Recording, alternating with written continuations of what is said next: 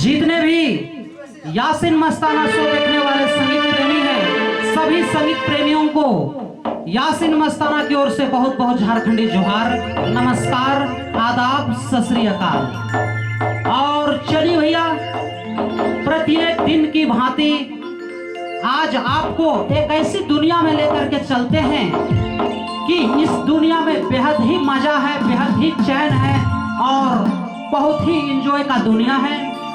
तो चलिए, आज संगीत लाइन में हम लोग आज शुरुआत करने जा रहे हैं एक ऐसा गीत का धुन से, जो गीत बहुत ही पुराना गीत है, परंतु ओल्ड इज गोल्ड, यानी कि आज भी वो गीत अमर है और हमेशा के लिए अमर रहेगा।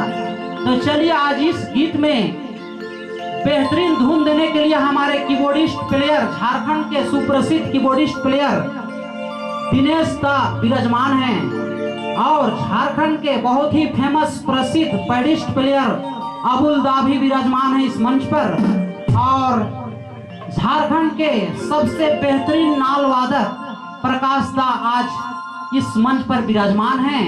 और इस धुन को आप लोग बहुत ही गौर से सुनिएगा, ताकि इस धुन में एक अलग मजा आपको मिलेगा और बेहद ही अमन चैन मिलने वाला है।